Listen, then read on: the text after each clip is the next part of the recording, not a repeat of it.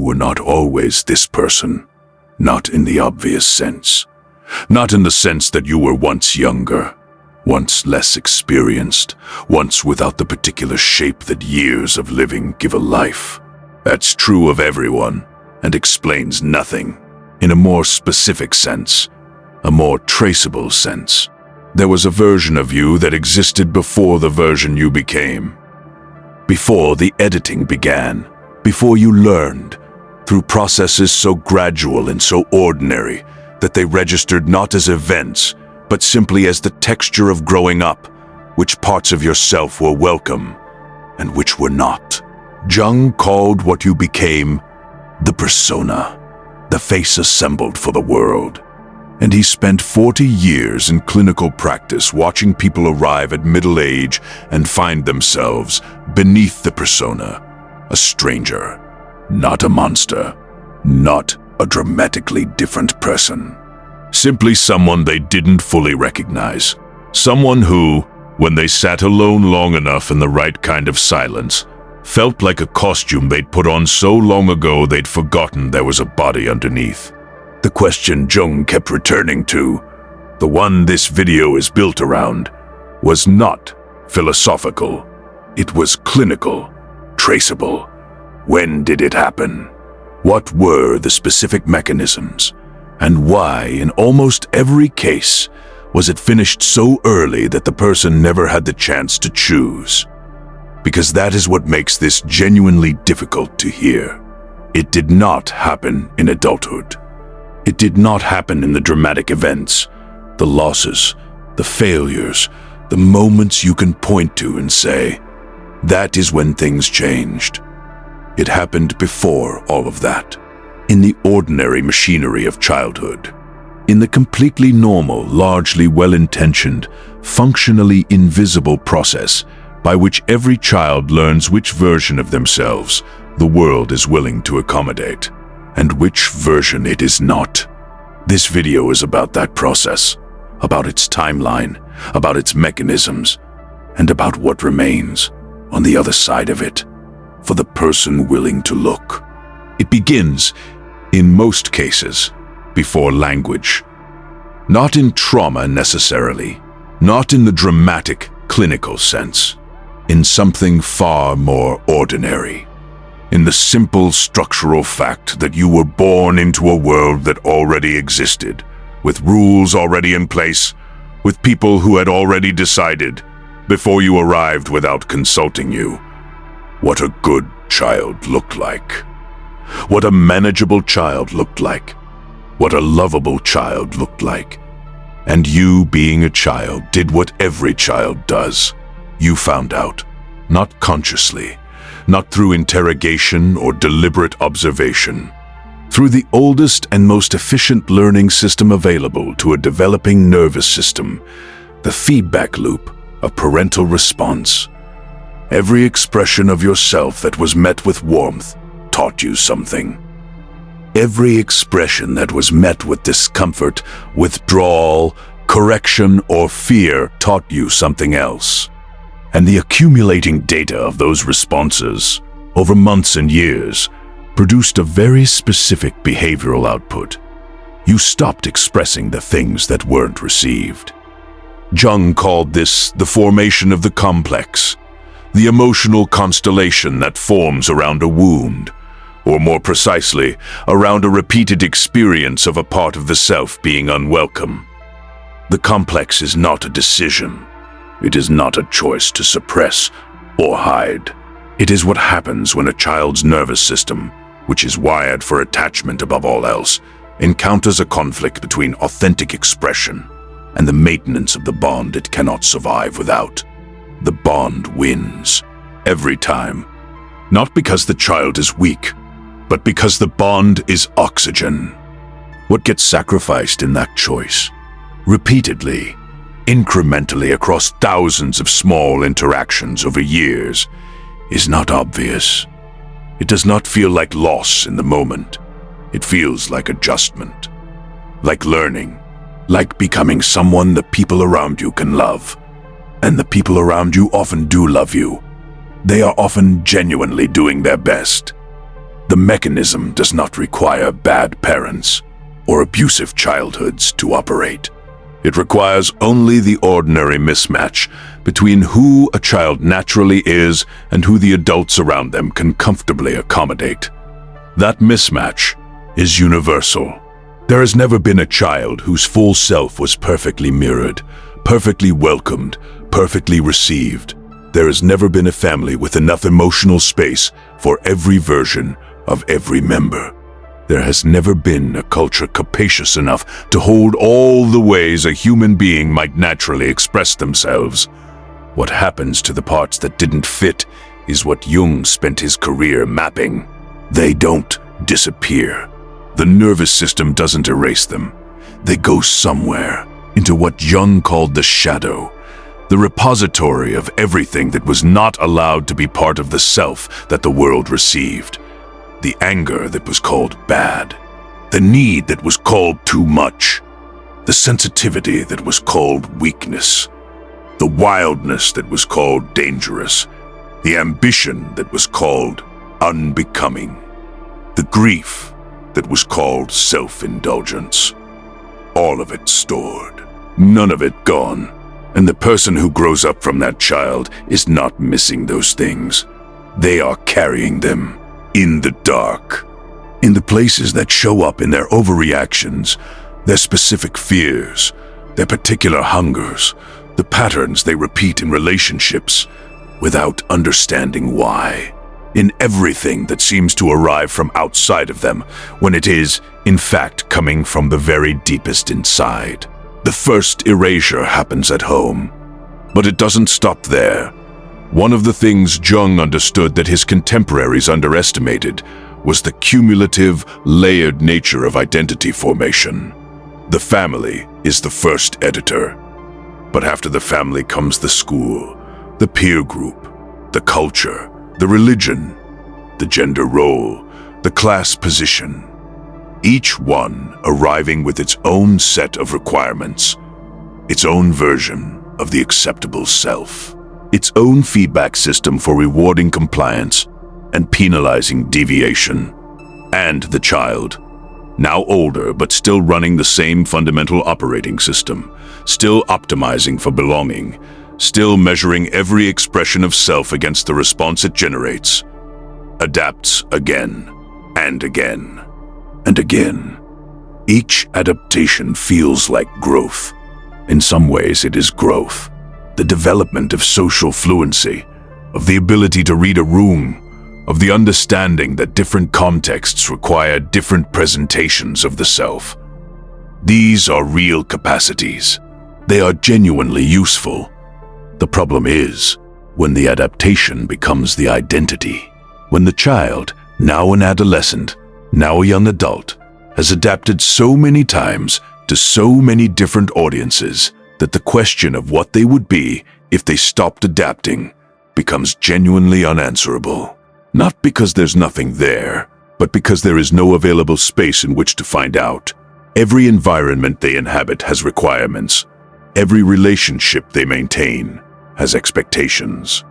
Every version of themselves they've ever presented has been received by someone, depended upon by someone, built into the architecture of someone else's understanding of who they are. To change is to disappoint. To deviate is to lose something. To ask who you might be underneath the layers of adaptation is to risk discovering that the answer would require you to dismantle arrangements that other people are living inside. So most people don't ask. Jung observed that this process accelerates in adolescence in a specific way.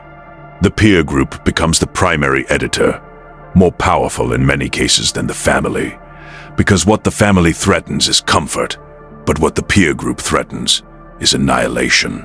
To be rejected by your peers in adolescence is not a social inconvenience. It is, to the developing nervous system, a survival event. The isolation, the exclusion, the loss of social belonging registers as danger at a neurological level that is not proportionate to the actual threat, but is entirely real in its effect. And so, the adolescent performs the most thorough self-editing of their life. They study the peer group the way a scientist studies a system, identifying the rules, the aesthetics, the values, the specific ways of being that generate inclusion. And they adjust. They compress the parts of themselves that don't fit. They amplify the parts that do. They build, with extraordinary speed and sophistication, a self that belongs. And somewhere in that building, they lose the thread back to what they were before the editing started. Before they knew that certain things about them were problems. Before they understood that the self, unmanaged, was a liability. Jung's clinical observation, the one that gives this the quality of diagnosis rather than philosophy, was that almost no one can identify precisely when the thread was cut. They know something is missing. They can feel the shape of the absence. But the moment of the original erasure is almost always too early and too ordinary to remember. Here is what is running in the place of the self that was edited out. Not nothing. Something very specific. Something that Jung would recognize immediately in the consulting room. The presenting self. The functional self. The self that works in the world. That maintains relationships. That accomplishes things. That is, by most available metrics, doing fine. This is the persona in its fully developed form. And it is not a lie. It contains real things, genuine intelligence, genuine warmth, genuine values, genuine care. The persona is not the enemy. It is the accumulated result of everything that was allowed, which means it is real, and it is also partial. And partial is the problem. Because the self that the persona is built to replace did not only contain the things that were problematic, it contained everything. The shadow material, the anger, the need, the wildness, the grief, yes, but also the specific quality of joy that belonged to you before you learned to perform joy in the way that was acceptable. The specific texture of what you found interesting before you learned to find interesting what the people around you valued.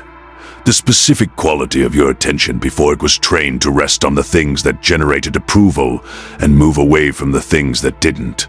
All of that is in the shadow too, not because it was bad, because it was yours, and yours, unmanaged, was more than the available space could hold. The cost of this is not dramatic in the way that the word cost implies. It is chronic. It is the persistent, low-grade experience of being slightly off from yourself, of being present in your life, but not quite inside it, of performing your own personality in a way that functions perfectly well and feels underneath the function, like wearing someone else's clothes, tailored to you, eventually, but chosen by someone else, originally, for reasons that had nothing to do with what suited you. Jung called this neurosis in its broadest sense, not illness, but the mismatch between the life you're living and the life the self is actually designed for. The symptoms are not dramatic. They are the ordinary symptoms of a life slightly too small for the person inside it. The restlessness that arrives in the middle of things that should be satisfying. The hunger that is not for anything you can name. The sense, in quiet moments, that somewhere beneath the successful, functional, well-adapted person you have become, something is waiting that you have never given permission to arrive. The tragedy, and Jung was honest about using that word, is not that this happened. It happens to everyone. The tragedy is the duration of the delay. The years spent achieving the life the persona was designed to build, arriving at it, and discovering that what you built was exactly what you were supposed to want, and not quite what you actually needed. And then having to decide, not once, but daily, against the full force of every adaptation you've ever made, whether you are willing to begin. This late, the process of finding out who you were before they taught you who to be. That process has a name. Jung called it individuation. And it begins, always, with the same first step, admitting that something was lost. Jung never promised you could get back to what you were before. That is not what individuation is. The child who existed before the editing, the one with the unmanaged self, the full range, the uncompressed expression. That child is not recoverable in their original form, and the attempt to recover them is its own kind of mistake. You cannot unbecome what you have become. The years of adaptation are not reversible. The persona, built across decades, is part of the structure now. What individuation offers is something different from recovery. It offers integration, the bringing back of what was exiled, not as it was which is gone, but as it can be now. The anger, reclaimed, becomes not the uncontrolled rage of the child who had no framework for it, but the directed force of the adult who has learned to use it. The grief, reclaimed, becomes not the inconsolable loss of the child who had no language for it, but the depth of feeling of someone who has stopped pretending not to care. The need, reclaimed, becomes not the overwhelming dependency of the child who had no other option, but the honest acknowledgement of the adult who has stopped pretending to be sufficient. This is what becomes available on the other side of admitting that something was lost. Not the lost thing itself, but access to it, relationship with it. The specific aliveness that comes from living in a self large enough to contain everything you actually are, rather than carefully edited down to the version that learned very early and very thoroughly to be acceptable. Jung's parting observation, the one that outlasts everything else, is this: the second half of life, for the person willing to do the work, is not a decline from the first half. It is a completion of it. The persona served its purpose. You learned what the world needed. You built the life you were supposed to build. And now, if you can bear the discomfort of the excavation, what is available is the life that was underneath it the entire time. The one you almost lived. The one you can still choose. Not the child's version, the adult's version of the same original thing, a self that belongs to you, that you chose, that no one else designed. The question Jung leaves you with is not whether it's too late. It is whether what you built in the place of yourself is what you actually wanted to be living inside. And whether, if it isn't, you are willing to begin the work of finding out what is.